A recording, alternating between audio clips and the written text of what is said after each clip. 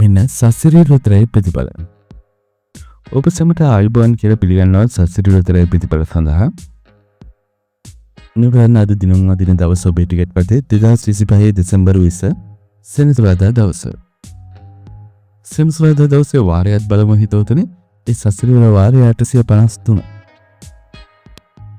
සුපුරුදු විදියටම 853 සසිරි වලින් දිනාගෙන පුළුවන් ඉහළම තෑගි 200 තෑගි සසිරි වලින් බිහි කරනවා 200පති.